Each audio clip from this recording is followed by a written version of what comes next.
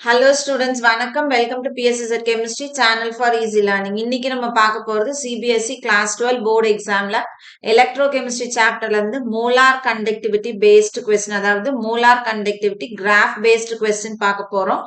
இப்போ நம்மளுக்கு வந்து Molar Conductivity அப்படின்னா முதல்ல நம்மளுக்கு தெரிய வேண்டியது on dilution அல்லது on decreasing the concentration molar conductivity எப்பவுமே என்ன ஆகும் increase ஆகும் for both strong electrolyte as well as for weak electrolyte.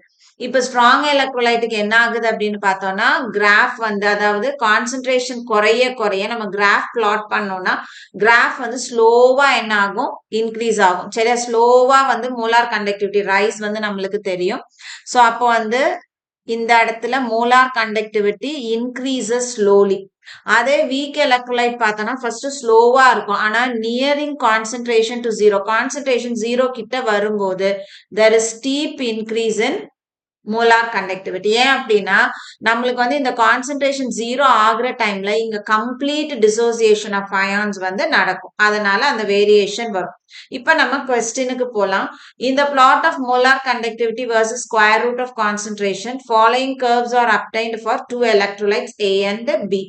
So நம்மளுக்கு கிராஃப் கொடுத்துருக்காங்க. Answer the following. Predict the nature of electrolytes A and B. A and B என்ன எது வந்து strong எது வீக்ன்றதை ஐடென்டிஃபை பண்ண சொல்றாங்க. ஸோ இப்பதான் நான் சொன்னேன் கான்சென்ட்ரேஷன் வந்து நம்மளுக்கு குறைய குறைய ஸ்ட்ராங் எலக்ட்ரோலைட்னுடைய இன்க்ரீஸ் இன் மோலார் கண்டக்டிவிட்டி எப்படி இருக்கும், ஸ்லோவா இருக்கும். அப்ப இந்த இடத்துல இந்த கிராஃப் பாக்குறோம் அப்படின்னா இப்ப இந்த இடத்துல நம்மளுக்கு ஒரு கிராஃப் இப்படி கொடுத்துருக்காங்க, ஒரு கிராஃப் இப்படி கொடுத்துருக்காங்க இல்லையா. சரி, இப்போ இதுல பார்த்தோம் அப்படின்னா இதுல வந்து கான்சென்ட்ரேஷன், இது வந்து மோலார் கண்டக்டிவிட்டி. ஸோ அப்போ கான்சென்ட்ரேஷன் கொஞ்சம் கொஞ்சமா குறைய குறைய மோலார் கண்டக்டிவிட்டி என்ன ஆகுது, ஸ்லோவா இன்க்ரீஸ் ஆகுது. அப்போ இது வந்து ஸ்ட்ராங் எலக்ட்ரோலைட். சரி, இங்க என்ன ஆகுது, ஃபர்ஸ்ட் ஸ்லோவா வருது, அதுக்கப்புறம் சடனா கான்சென்ட்ரேஷன் ஜீரோ ஆகும்போது சடனா இன்க்ரீஸ் ஆகுது. அப்போ இது வீக் எலக்ட்ரோலைட். அப்ப அந்த கிராஃப்ல நம்ம பார்த்தோம் அப்படின்னா இது வந்து ஏ வந்து ஸ்ட்ராங் எலக்ட்ரோலைட்டும் பி வந்து வீக் எலக்ட்ரோலைட்டும் தெரியுது. அடுத்தது பார்த்தோம்னா B question. What happens on extrapolation of lambda M to concentration approaching zero for the electrolytes A and B. இப்ப கான்சென்ட்ரேஷன் வந்து ஜீரோக்கு போகும் பொழுது என்ன ஆகுது அப்படின்னு கேக்குறாங்க. இப்ப எக்ஸ்ட்ராபோலேஷனா என்ன, இதை நம்ம எக்ஸ்டெண்ட் பண்ணும்போது என்ன ஆகுதுன்னு பார்ப்போம்.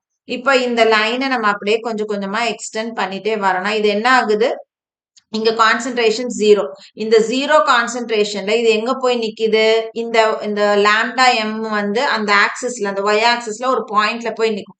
இதுக்கு மேல பார்த்தோம் அப்படின்னா மோலார் கண்டக்டிவிட்டி காமிக்காது நம்மளுக்கு, அதனால இந்த பாயிண்ட் நம்ம என்னன்னு சொல்றோம், லிமிட்டிங் மோலார் கண்டக்டிவிட்டின்னு சொல்றோம்.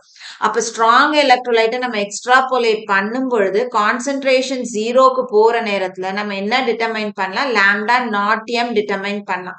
இப்ப அதே நம்ம வீக் எலக்ட்ரோலைட்டுக்கு பார்த்தோம்னா ரெண்டு லைன் எப்படி போகுது, பேரலா போகுது. இந்த சைடு நம்ம எக்ஸ்ட்ராபோலேட் பண்ண முடியாது, இது இப்படி ஸ்ட்ரெயிட்டா தான் போகுது.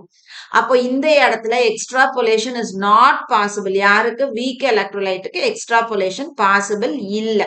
அப்ப இந்த வீக் எலக்ட்ரோலைட்டுக்கு கிராஃப வச்சு நம்ம என்ன கண்டுபிடிக்க முடியாது, லாம்டா நாட் எம் கால்குலேட் பண்ண முடியாது. அப்ப லாம்டா நாட் எம் எப்படி கால்குலேட் பண்றது, கோல்ராஷ் லா யூஸ் பண்ணி வீக் எலக்ட்ரோலைட்டுக்கு நம்ம லிமிட்டிங் மோலார் கண்டக்டிவிட்டி கால்குலேட் பண்ணோம். இப்ப ஆன்சர் பார்ப்போம். ஏ வந்து A is a strong electrolyte and B is a weak electrolyte. ரெண்டாவது question, we can determine lambda naught m for electrolyte A on extrapolation of lambda m to concentration approaching to zero. இங்க நம்ம சொன்னது.